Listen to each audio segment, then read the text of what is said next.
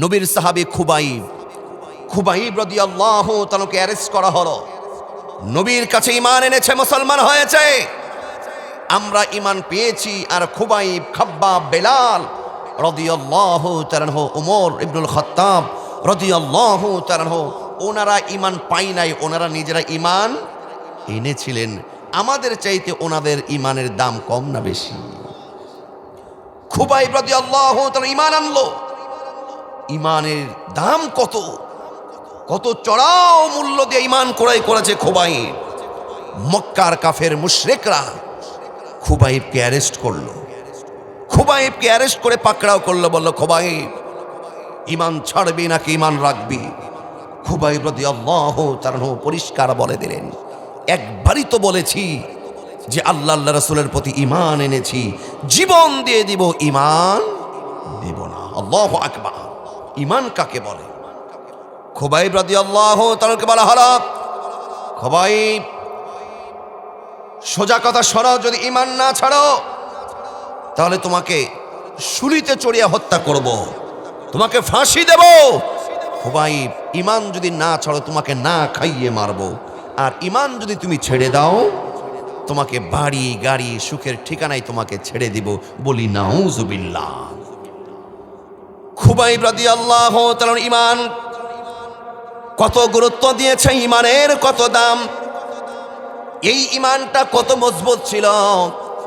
খুবাইব রাদিয়াল্লাহু তাআলাকে কাফের মুশরিকরা জেলখানার মধ্যে ভরে দিয়েছে। খুবাইবের খাবার বন্ধ করে দেওয়া হয়েছে। খুবাইবকে মাঝে মধ্যে প্রহার করা হয়, খুবাইবকে হুমকি ধামকি দেওয়া হয়। খুবাইব শুলিতে চড়ানো হবে, খুবাইব তোকে শুলিতে চড়িয়ে হত্যা করা হবে। সময় থাকতে খুবাইব ঈমান ছেড়ে দে। খুবাইব একটাই কথা বলে, ওরে কপার পুলার দলেরা, কাফের মুশরিকরা, তোরা কান খাড়া করে শুনে নে, খুবাইব জীবন দিয়ে দেবে, ঈমান দেবে না। খুবাইব রাদিয়াল্লাহু তাআলাকে জেলখানার মধ্যে ভরা হলো। খুবাইবের খাবার বন্ধ, পানীয় বন্ধ। 4 দিন 5 দিন হয়ে যায়, খুবাইবকে কোনো খাবার দেওয়া হয় না, পানীয় দেওয়া হয় না। দরদিরা আমার, এবার যখন খুবাইবকে দেখা হয়, 4 দিন 5 দিন হয়ে যায়, খুবাইবের চেহারার মধ্যে কোনো পরিবর্তন আসে না। কাফের মুশরিকরা লক্ষ্য করে দেখে, হায় রে হায়, আশ্চর্য ঘটনা, 4 দিন 5 দিন খুবাইবের কোনো খাবার নাই, পানীয় নাই, কিন্তু খুবাইবের চেহারার মধ্যে কোনো পরিবর্তন নাই। ঘটনাটা কি? ঘটনাটা কি? লক্ষ্য করে দেখে খুবাইবের চেহারা আগের চাইতে আরো সৌন্দর্য বৃদ্ধি করে দিয়েছে। একজন, তিনি কে? আরো আওয়াজ দিয়ে বলুন না, তিনি কে? কাফের মুশরিকরা অবাক, 4 দিন 5 দিন না খাওয়া, শরীরটা তো দুর্বলে ভেঙে নষ্ট হয়ে যাওয়ার কথা। কথা বলুন, ঠিক না ব্যাঠিক? কাফের মুশরিকরা বলল, গোয়েন্দা সেট করো, খুবাইব কিভাবে বেঁচে আছে। গোয়েন্দা সেট করা হলো। খুবাইব কখন কি করে, খুবাইব দিনে কি করে, রাতে কি করে, খুবাইবের খাবার বন্ধ, রিজিক বন্ধ, খুবাইব বেঁচে আছে কিভাবে। একজন গোয়েন্দা লক্ষ্য করে দেখে, হাই রে হাই, খুবাইব না খেয়েও এত সুন্দর জীবন যাপন কেমনে করছে। নবীর সাহাবী খুবাইব রাদিয়াল্লাহু তাআলা গভীর রজনীতে, গভীর রাত্রিতে ওঠে, ওযু করে পবিত্র হয়ে জেলখানার মধ্যে যাই নামাজের পাটিতে দাঁড়িয়ে যায়। খুবাইব নামাজ পড়ে আল্লাহর কাছে সাহায্য চাই। খুবাইব আল্লাহকে ডাক দেয়া বলে, রব্বাল আলামিন,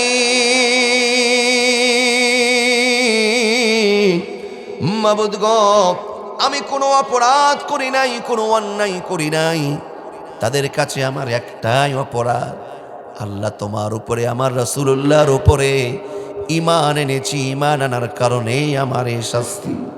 ওগো আল্লাহ, তারা আমার খাবার বন্ধ করে দিয়েছে, তারা আমার রিজিক বন্ধ করে দিয়েছে।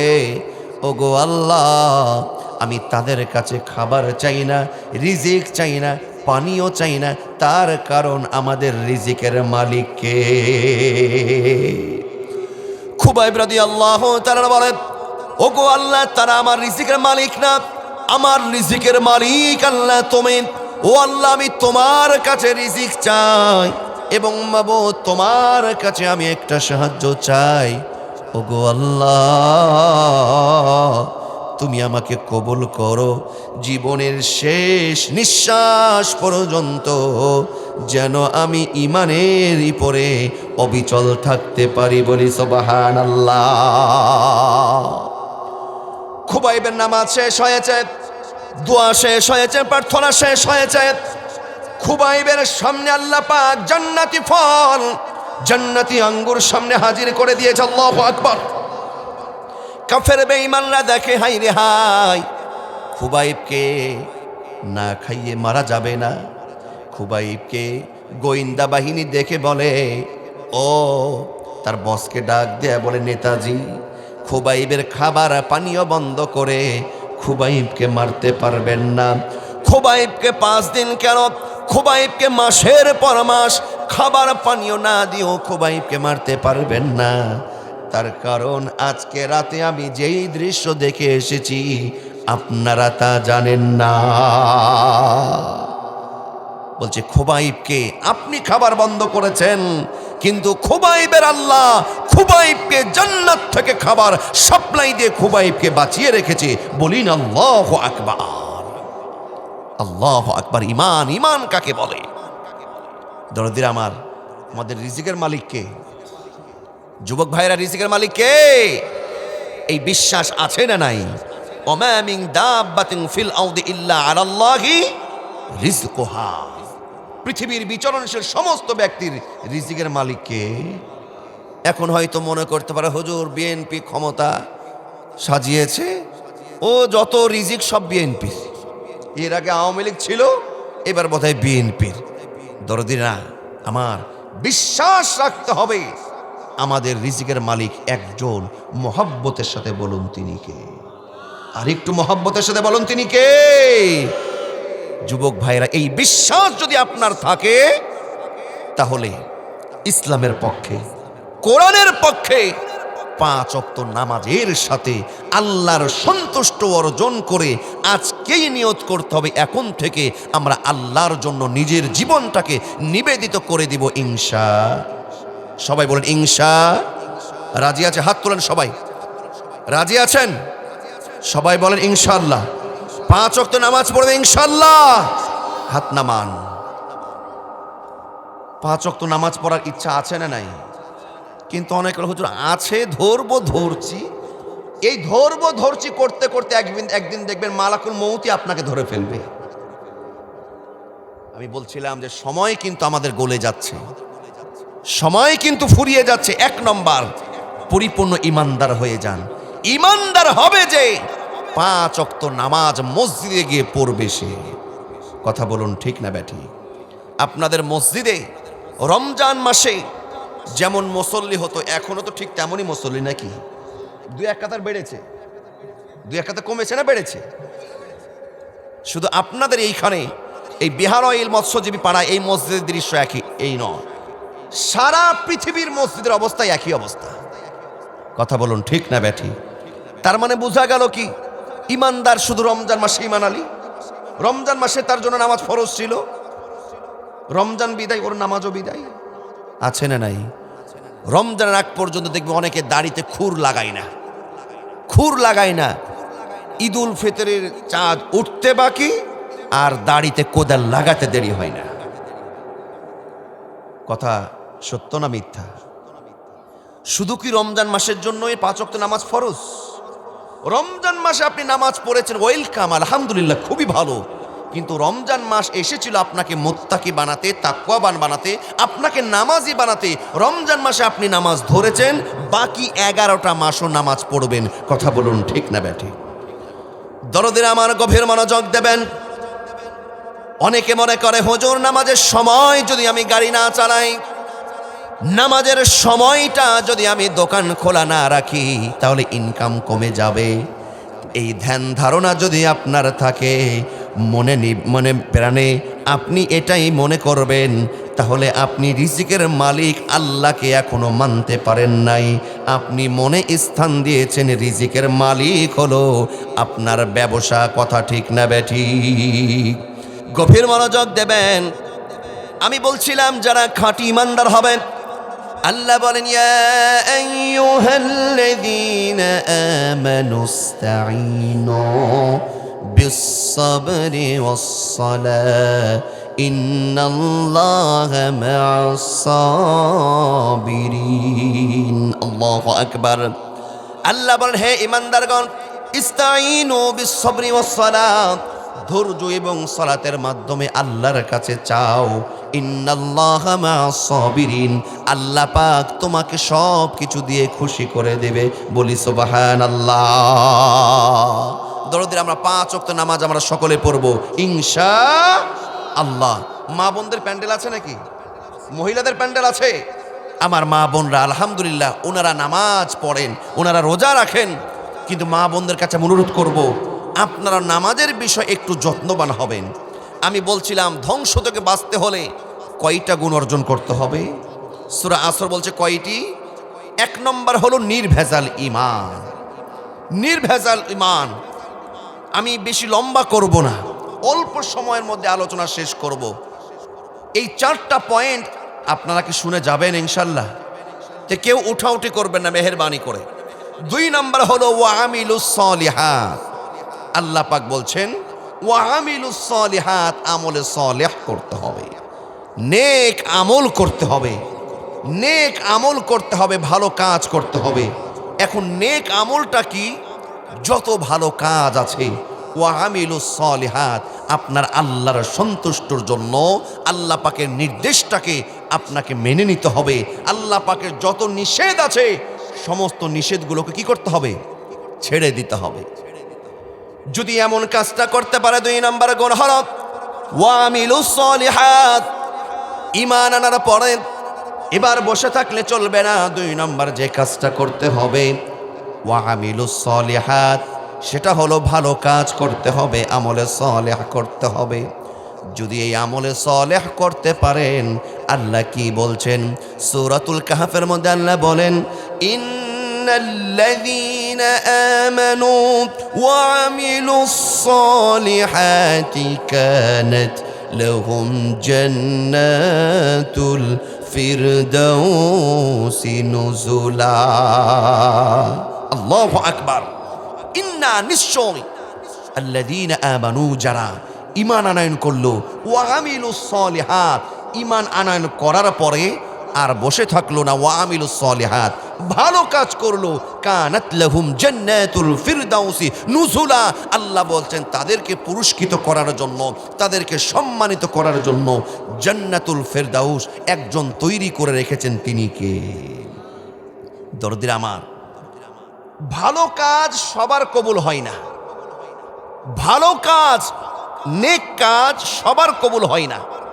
আচ্ছা বলুন তো, বেঈমান যারা, মুশরিক যারা, তারা কি ভালো কাজ করে না? বলেন করে? করে কি করে না? অনেকে আমাদের সামনে অনেকে বলে না যে বেচারিটা বেঈমান হলেও বেচারিটা ভালো কাজ করে রে, এরকম বলে না? অনেকে হিন্দুস্তানে, ইন্ডিয়াতে যায় চিকিৎসা করতে, যে রে বাপ রে বাপ, মানুষটা বেধর্মী কিন্তু তার মধ্যে সততা দেখলাম। আছে না নাই? বলে যে বাংলাদেশের মুসলমান ডাক্তারের চাইতে ওই ডাক্তারগুলো কত ভদ্র, কত ভালো, এই রকম কথা বলে কি বলে না? শুনুন, বেধর্মী, বেঈমান, মুশরিক, কাফেররা ভালো কাজ করতে পারে, তবে এই ভালো কাজটা আমার নবীর সুন্নাহ থেকে তারা ধার করেছে। কথা বলুন ঠিক না বেটি? তারা ভালো কাজ করতে পারে, কিন্তু তাদের এই ভালো কাজের বিন্দু মাত্র আল্লাহর কাছে ততক্ষণ কোনো দাম নাই যতক্ষণ পর্যন্ত তারা আমার আল্লাহ, আল্লাহর রাসূলের উপরে ঈমান আনে নাই। কথা কি বুঝতে পেরেছেন? কেউ যদি আগে ঈমান না আনে, যতই ভালো কাজ করুক, এই ভালো কাজ আল্লাহর কাছে কবুল। কথা বুঝতে পেরেছেন? ভালো কাজ কবুল হওয়ার জন্য আগে আনতে হবে কি? ঈমান। আল্লাহু আকবার। আমাদের কম হোক বেশি হোক, ঈমান আছে না নাই? ঈমানদারদেরকে বলছে ঈমান আনার পরে ইমানদাররাই যদি ভালো কাজ করে প্রতিদান পাবে কার কাছে? আল্লাহ বলেন فالذين آمنوا وعملوا الصالحات لهم مغفرة ورزق كريم। আল্লাহ বলছেন যারা ঈমান আনার পরে ভালো কাজ করবে, ফাল্লাযীনা আমানু ওয়া আমিলুস সালিহাত, ঈমান আনার পরে যারা আমলে সালেহ করবে তাদের জন্য পুরস্কার দুইটা। কয়টা? দুইটা পুরস্কার। লাহুম মাগফিরা, আল্লাহ বলছেন এক নম্বর পুরস্কার হলো ঈমান আনার পরে যারা ভালো কাজ করবে, লাহুম মাগফিরা, আমার আল্লাহ তাদেরকে ক্ষমা করে দেবে, ও রিজকুম কারীম, এবং দুই নম্বর পুরস্কার হলো আমার আল্লাহ তাদের জন্য উত্তম রিজিকের ব্যবস্থা করে দেবে। সুবহানাল্লাহ। একটি হাদিসের ঘটনা মনে পড়ল, দরদির আমার, বনি ইসরাইলের তিনজন যুবক পাহাড়ি অঞ্চলে সফর করলেন। কয়জন যুবক? আমলে সালেহটা কি শুনুন। বনি ইসরাইলের তিনজন যুবক মরুভূমি পাহাড়ি অঞ্চলে সফর করলেন। আকাশটা মেঘাচ্ছন্ন হয়ে গেল, বিজলি চমকাচ্ছে, আকাশটা খারাপ হয়ে গেল, ঝড় উঠে গেল। এমন একটি মুহূর্তে এই তিনজন যুবক বাঁচার জন্য একটি গুহার মধ্যে তারা আশ্রয় নিল। পাহাড়ি একটি গুহার মধ্যে তিনজন যখন আশ্রয় নিল, হঠাৎ করে পাহাড়ের উপর থেকে একটি বড় পাথর গড়ে এসে ওই গুহার মুখটা বন্ধ হয়ে গেল। বলুন তো, তারা বিপদ থেকে বাঁচলো না বিপদে পড়ল? বিপদ ছোট না বড়? যুবক কয়জন? তিনজন যুবক। এমন একটা পরিস্থিতি, আকাশের অবস্থা খারাপ, পাহাড়ি মরুভূমি অঞ্চল, পাথর এসে ওই মুখটা বন্ধ হয়ে গেল, সকলেই বিপদগ্রস্ত হয়ে গেল। তিনজন বলা বলি শুরু করলো, এইখান থেকে বাঁচা যায় কিভাবে? তিনজন বলা বলি শুরু করলো যে এই মুহূর্তে যার যার ভালো আমল আছে, নেক আমল আছে, আমলে সালেহ আছে, সেই কথা স্মরণ করে সাহায্য চাও কার কাছে? প্রার্থনা করো কার কাছে? তিনজন এবার এক একজন প্রার্থনা করা শুরু করলো। প্রথমজন প্রার্থনা আল্লাহর কাছে বলল যে আল্লাহ, আমি জীবনে একটা ভালো কাজ করেছিলাম, আমলে সালেহ করেছিলাম, যে আল্লাহ আমি একজন দিনমজুর, আমার বাড়িতে দিনমজুর একটা মজুরি লাগিয়েছিলাম, কিন্তু ওই লেবার, ওই দিনমজুর খেটেছিল, কিন্তু খাটার পরে খেটে চলে গেছিল, ওই দিন মজুরের মজুরিটা আমি তাকে দিতে পেরেছিলাম না, আমি দিতে ভুলে গেছিলাম। এই মজুরিটা তার পাওনা ছিল। কি ছিল? কিন্তু বহুদিন পরে তার সাথে আমার সাক্ষাৎ হয়। ওই দিন মজুরের পাওনা টাকাটা আমি জমিয়ে, আমি ব্যবসা করে, আমি মহিষ, গরু, দুম্বার অনেক বড় খামার করে ফেলেছি। ওই দিন মজুরের টাকা দিয়ে আমি এত কিছু বিজনেসটা এত বড় করেছি, এত গবাদি পশু আমি পালন করেছি। হঠাৎ করে ওই দিন মজুরের সঙ্গে আমার দেখা, আমি তাকে বললাম যে ভাই, এই সমস্ত উটগুলো, সমস্ত দুম্বাগুলো তোমার। বলছে তুমি কি আমার সাথে মস্কারা করছো নাকি? হঠাৎ এইরকম বললে বলবে কি বলবে না বলেন? বলছে তুমি কি আমার সাথে ফাজলামো করছো? ফাজলামো করবো কেন ভাই? বলছে তুমি আমার বাড়িতে মনে করো দিন মজুর খেটেছিলে, তোমার মজুরি আমি তোমাকে দিতে পেরেছিলাম না, ওই তোমার জমানো টাকা দিয়ে আমি এত বড় ব্যবসা করেছি। বলছে সত্য তাই? বলছে হ্যাঁ তাই। তাহলে দাও, সব আমাকে দাও। ওই দিন মজুর সব নিয়ে গেছে। একজন বলল আল্লাহ, আমার কাছে সেই দিন মজুর সব চাইলে আমি সব কিছু দিয়ে দিয়েছি, আমার জন্য কিছুই রাখি নাই। আল্লাহ, আমার এই ভালো কাজটা তোমার কাছে যদি ভালো লাগে, এর ওসিলায় এই বিপদ থেকে তুমি আমাদেরকে বাঁচাও। আল্লাহ এই একজন যুবকের ভালো আমলের ওসিলায় 3 ভাগের 1 ভাগ পাথরটাকে দূরে সরিয়ে দিয়েছেন। এখন আকাশটা দেখা যায়, কিন্তু মাথা বের। আমার ভাইয়েরা, 3 জন যুবক, একজনের দোয়ায় পাথরটা গুহার মুখ থেকে একটু সরে যায়, 1/3 সরে গেছে। দ্বিতীয় জন এবার আল্লাহর কাছে দোয়া করে, আল্লাহর কাছে বলে আল্লাহ, আমি একটি ভালো কাজ করেছিলাম, ওগো আল্লাহ, আমার একটা বড় খারাপ গুনার জন্য আমার মন মানসিকতা তৈরি হয়েছিল, কিন্তু সেই পাপটা আমি করি নাই, পাপ থেকে সরে এসেছি।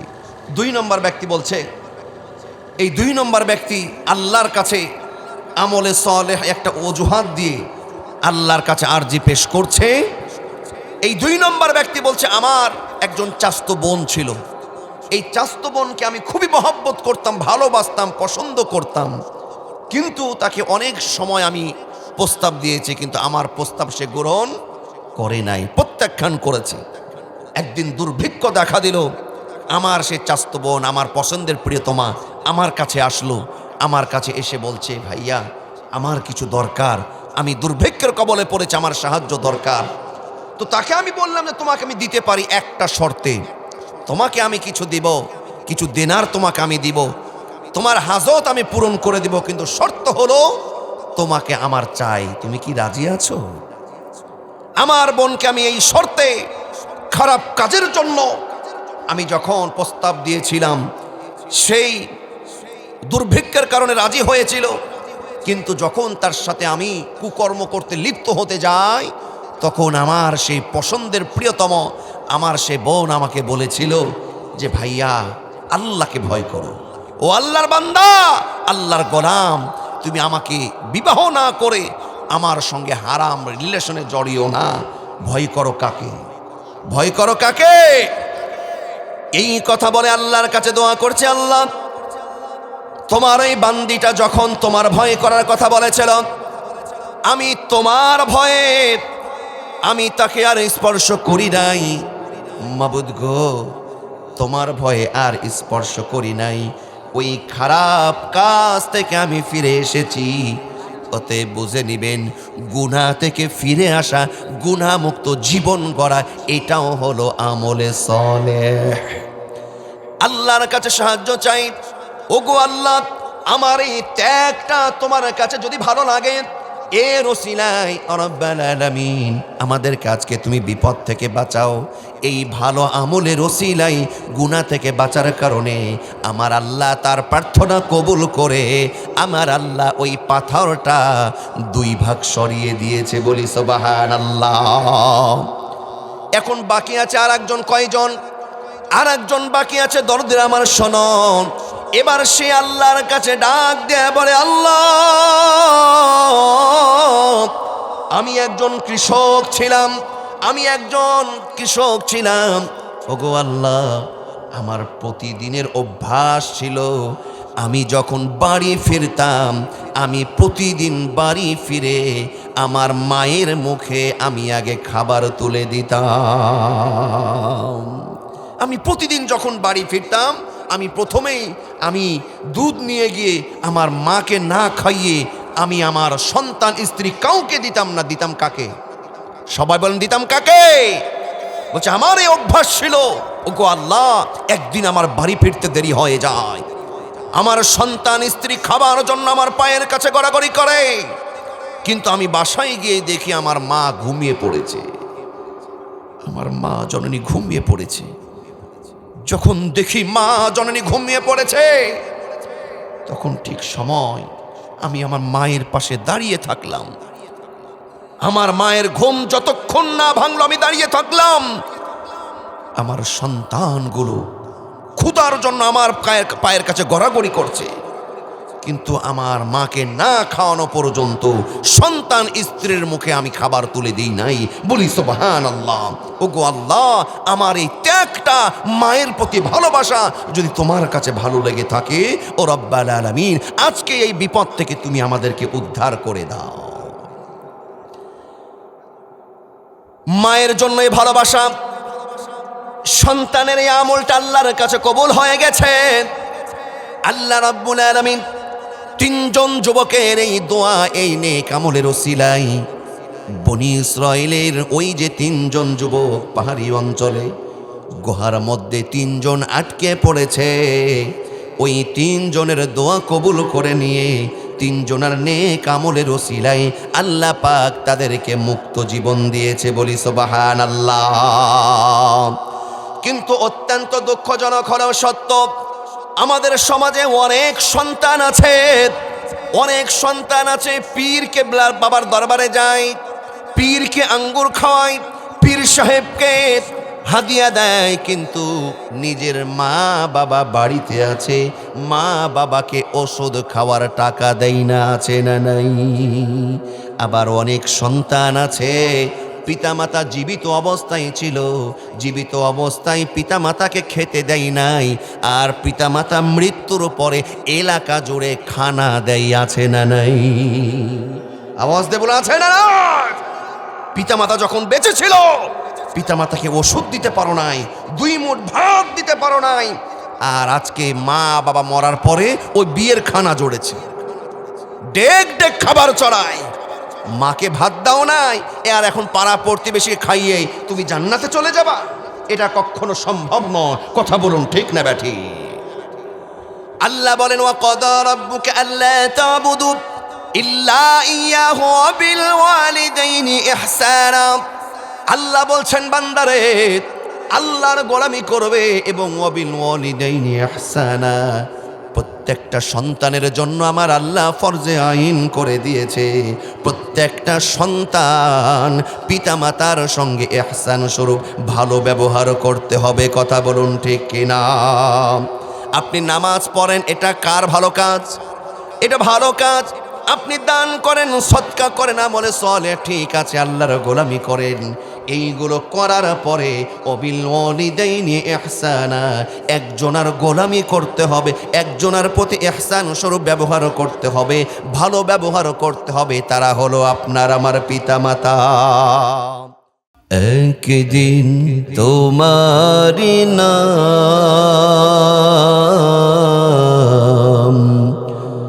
মসজিদ হবে এলাম, একদিন তোমারি নাম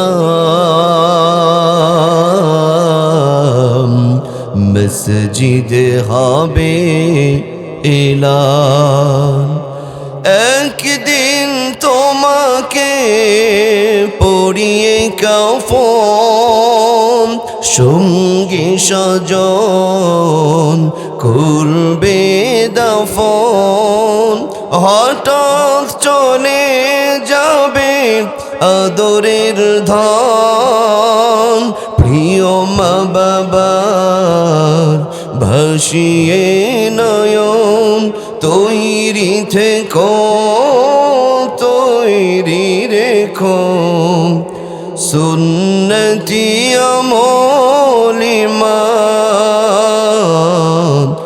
একদিন তোমারি নাম মসজিদে হবে এলান, একদিন আমারি নাম মসজিদে হবে এলান, একদিন তোমারি নাম মসজিদে হবে এলান। আলহামদুলিল্লাহ।